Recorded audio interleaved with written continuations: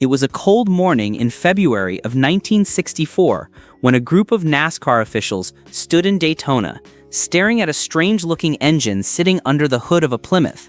It didn't look revolutionary. It was still a V8, still cast iron, still American.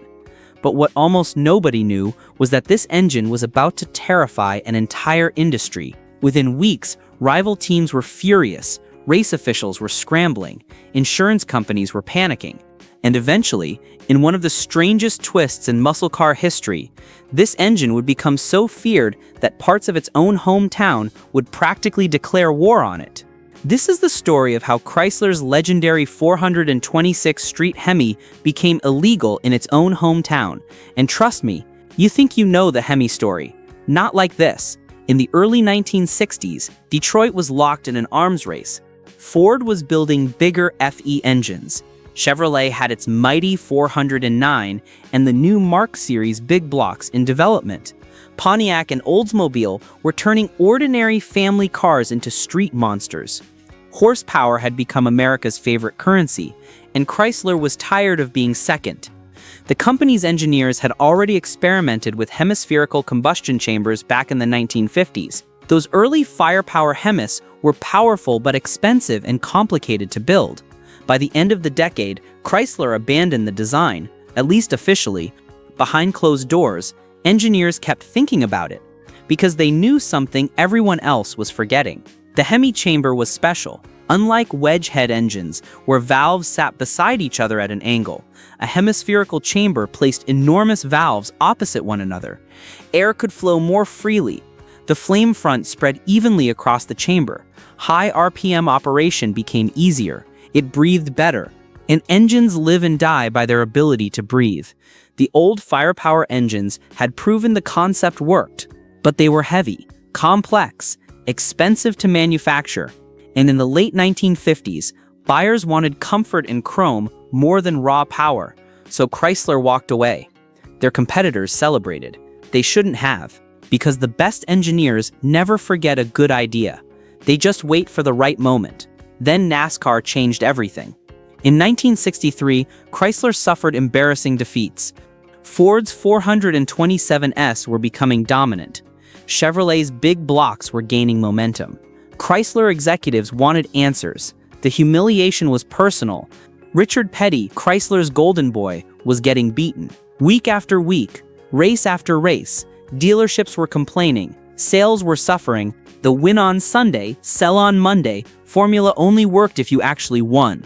So engineers were given a simple order: build something unstoppable. Money wasn't the issue. Time wasn't the issue. Losing was the issue. They started with the RB big block architecture. The new engine used a massive 4.25-inch bore and a 3.75-inch stroke, giving it 426 cubic inches of displacement, nearly 7 liters. But displacement wasn't the real secret. The heads were. The giant hemispherical chambers used enormous valves, 2.25-inch intake valves, and 1.94-inch exhaust valves. The ports were almost unbelievably large. One engineer reportedly joked that you could lose a small flashlight inside the intake runners. He wasn't entirely joking. The intake ports measured nearly 3 inches in diameter. For perspective, most engines of the era used ports half that size. The compression ratio climbed to 12.5, 1 in race trim. Some experimental versions pushed even higher. Horsepower ratings were officially listed at around 425. Nobody believed that number. Dyno testing suggested NASCAR versions were making closer to 550 horsepower, and they were still developing the engine. The dual 4-barrel carburetors sat on a cross-ram intake manifold. Fuel delivery became an art form. Tuners spent hours synchronizing the carburetors. Getting them wrong meant poor performance. Getting them right meant devastation. The valve train used push rods nearly a foot long. Rocker arms were massive. Valve springs had to be precisely calibrated. Everything about this engine was extreme. Engineers knew they were building something special. They just didn't know how special. Then came Daytona. At the 1964 Daytona 500, Richard Petty and fellow Chrysler drivers absolutely destroyed the competition. The HEMI-powered Plymouths qualified at speeds nobody thought possible. Petty's car hit speeds exceeding 175 miles per hour, on a track where 160 had been impressive the year before. Ford teams were stunned. Chevrolet teams were confused. Independent teams were terrified. Richard Petty won. And he didn't just win, he dominated. Chrysler engines finished first, second, third, and fourth. Ford executives were horrified. One competitor reportedly described the new Hemi as an airplane engine disguised as a stock car motor. Another claimed Chrysler had changed the rules of physics. The message was clear. The old rules no longer applied. Ford immediately lodged protests.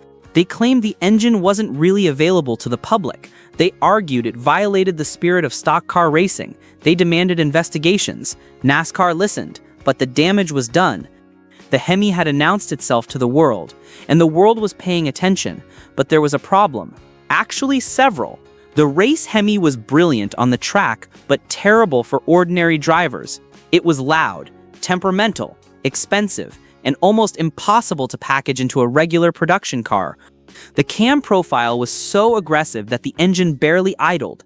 Vacuum was nearly non-existent at low RPM. Power brakes barely worked. Early test drivers reported that stopping the car was almost as difficult as launching it. NASCAR then made a controversial decision. If Chrysler wanted to keep racing, they had to sell enough versions to the public.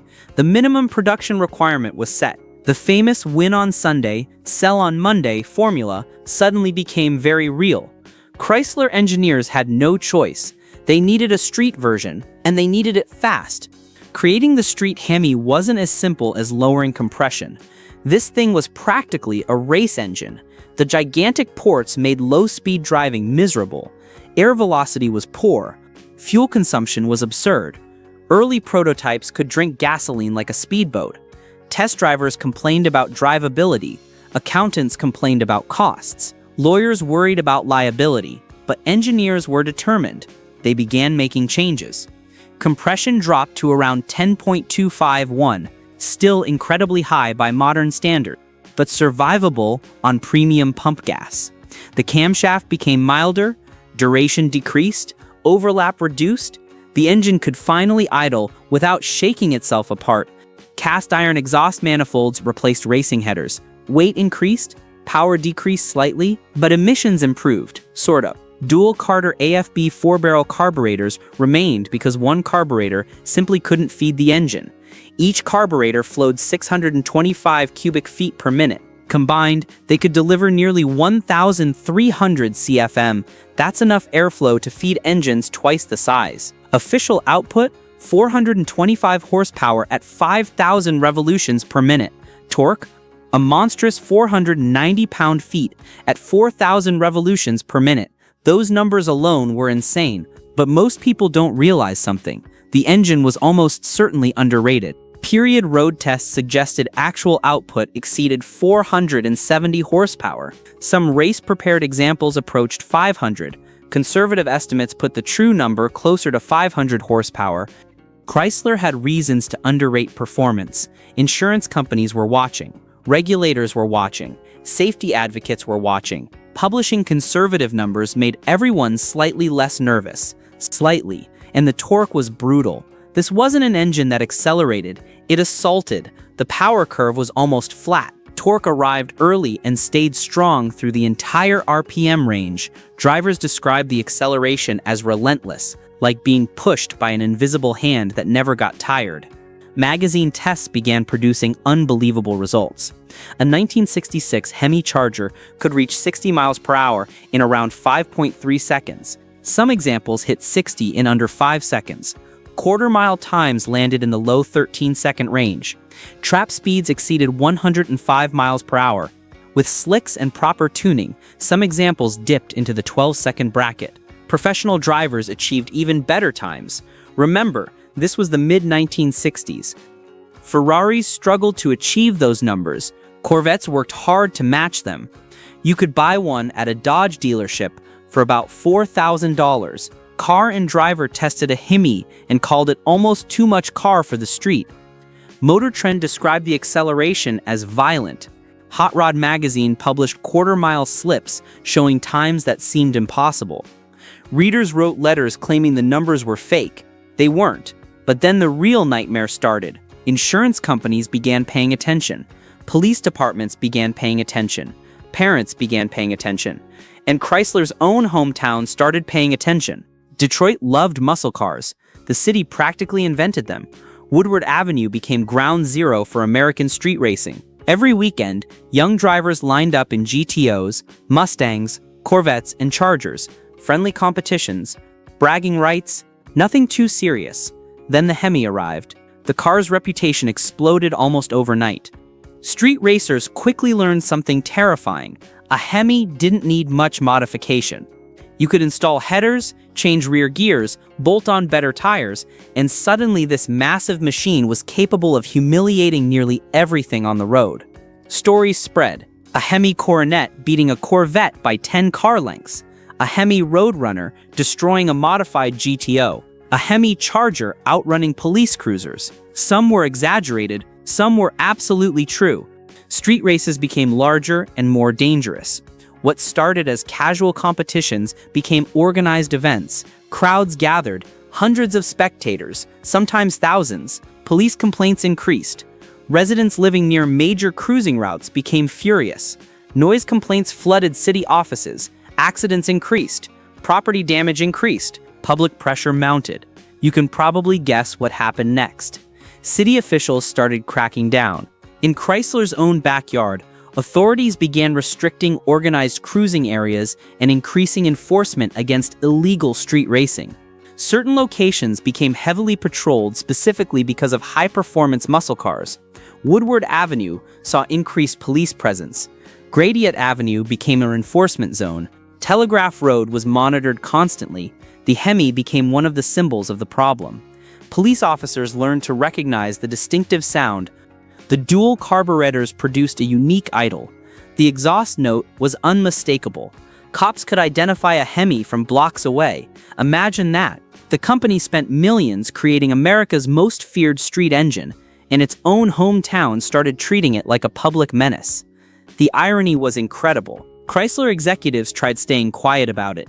Marketing departments pretended not to notice. But everyone knew. The monster they created was now terrorizing their own streets. And things got even worse. The Hemi was expensive. Very expensive. In 1966, the Hemi option cost roughly $900. That's several $1,000s in modern money for an engine. Just the engine. For comparison, some compact cars of the era didn't cost much more than twice that amount. A Volkswagen Beetle cost about $1,800. You could almost buy 2 Beetles for the price of a Hemi-equipped Charger. Production remained relatively low. Only a few thousand Hemi-equipped vehicles were produced each year. 1966 saw about 2,000 units. 1967 produced slightly more. 1968 brought the wild Hemi Darts and Barracudas, but total numbers remained small. Dealers often didn't stock them. You had to special order, wait weeks, sometimes months. The engine itself was also brutally heavy. The massive cast iron block and heads weighed around 765 pounds, more than some entire motorcycles. Front suspension struggled, steering became heavy, weight distribution suffered. Suspension tuning became difficult. Engineers added heavy-duty components, stiffer springs, larger torsion bars, upgraded brakes. The cars needed everything reinforced. Spark plug changes could test your patience. The valve covers interfered with access. Inner plugs required special tools. Mechanics charged extra. Some refused to work on them. Forget it. Official estimates claimed 10-12 miles per gallon. Reality was worse. Aggressive driving dropped consumption to single digits. Some owners reported 6-7 mpg. One magazine joked that Hemi owners knew every gas station within 100 miles. They had to. Some owners joked that the fuel gauge moved faster than the speedometer. It wasn't entirely a joke, but buyers didn't care, because the Hemi had become something bigger than an engine. It became a statement. It represented rebellion, raw mechanical violence, the idea that ordinary people could own something barely removed from a race car. You didn't buy a Hemi for practical reasons. You bought it to make a point, to challenge authority, to prove something, to yourself, to your friends, to everyone who said you couldn't, and Chrysler knew exactly what it had created. Advertisements practically dared customers to buy one. The company marketed the Hemi as if it were dangerous. One ad showed a Hemi Charger with the tagline, "The car for the man who has everything, except fear." Another claimed, "Some men collect stamps, others collect Hemi engines." The marketing was brilliant, because honestly, it was dangerous. At drag strips across America, Hemi-powered cars became legends. The 1968 Hemi Dart and Hemi Barracuda were essentially factory race cars with license plates, lightweight bodies, fiberglass panels, stripped interiors, maximum performance, quarter-mile times dropped into the 10-second range. Some professional drivers achieved 9s. Trap speeds exceeded 130 miles per hour. Some approached 140. These weren't cars anymore. They were missiles. Some dealerships reportedly warned customers that these cars weren't intended for inexperienced drivers. Insurance companies sometimes refused coverage entirely. Banks hesitated to finance them. Parents forbid their children from buying them. One journalist described a Hemi launch this way: "It feels like being kicked by a horse." Actually, more like being kicked by 500 horses. Simultaneously, in the same direction, while someone lights the ground on fire behind you. But history was changing, and not in Chrysler's favor. By the end of the 1960s, muscle cars faced enemies from every direction. Insurance rates skyrocketed. Young drivers faced premiums exceeding the car's value. A 20-year-old male could pay $3,000 annually to insure a Hemi, more than the car cost new. Emission regulations tightened. The federal government demanded cleaner exhaust gases. Catalytic converters were coming. Lead fuel was disappearing. Compression ratios began falling. The 1971 models saw significant detuning. Horsepower dropped. Performance suffered. The writing was on the wall. Insurance companies sometimes charged outrageous premiums for Hemi-equipped cars. Young buyers, the people who wanted them most, could no longer afford them. Sales collapsed. Dealers stopped ordering them. Then came the early 1970s. America entered a new era. The horsepower wars ended. The oil crisis hit. Gas prices doubled, then doubled again.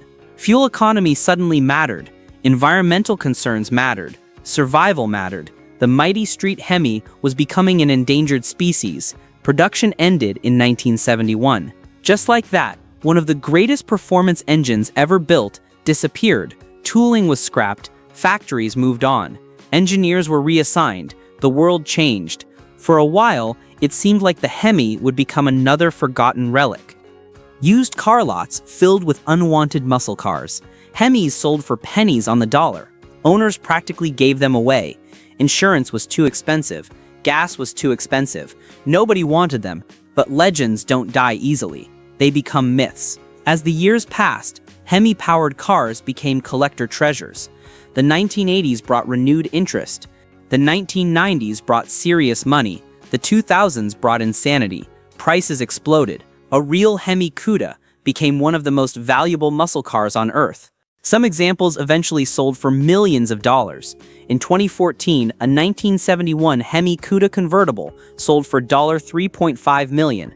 In 2021, another brought nearly $5 million for a car that originally cost about $4,500. Entire restoration shops specialized in Hemi vehicles. Authentication became crucial. Numbers matching examples commanded premiums. Documentation became priceless. Replicas appeared everywhere. Clone cars flooded the market. Real Hemis became impossible to find and impossibly expensive to buy. People who had sold their Hemis in the 1970s spent decades regretting it. Stories emerged of cars sold for $500, now worth $500,000. The regret was almost physical, because deep down, everyone understood what made the 426 Street Hemi different. It wasn't just horsepower, it wasn't just torque, it wasn't even its racing victories. The Hemi represented an era when engineers were allowed to be completely unreasonable, when accountants didn't always win, when regulations hadn't strangled creativity, when danger was acceptable, when excess was celebrated. They built an engine with gigantic ports, enormous valves, dual carburetors, and nearly 7 liters of displacement because they wanted to dominate. not to meet market research, not to satisfy focus groups, to win, to prove a point, to build something unforgettable, and dominate it did. It won races, hundreds of them. It terrified competitors. Ford built the 427 SOHC Camry in response. NASCAR banned it. It rewrote performance expectations. Nothing was the same afterward. Chevrolet developed the ZL1 aluminum big block. Pontiac built the Ram Air V. Everyone was chasing Chrysler. And somehow it became so powerful, so influential, and so closely associated with illegal street racing that even the streets around its own birthplace wanted nothing to do with it. That's what makes the 426 Street HEMI so incredible. It wasn't merely a muscle car engine. It became a cultural phenomenon, a symbol of excess, a symbol of freedom, a symbol of American engineering at its most unreasonable, its most brilliant, its most defiant, and perhaps the most feared engine Detroit ever put into the hands of ordinary people. Today, the Hemi name lives on. Modern Chrysler engines wear the badge, but they're different. Refined, civilized, efficient. The original Street HEMI was none of those things. It was raw, brutal, excessive, glorious, and for a brief moment in automotive history, it represented everything that made American muscle cars legendary. The sound, the fury, the absolute refusal to be reasonable. That's the real Hemi story. Not just an engine, a revolution. If you enjoyed this story, let me know in the comments which legendary engine we should dive into next. And make sure to subscribe, because there are plenty more forgotten wars, impossible machines, and incredible automotive stories still waiting to be told.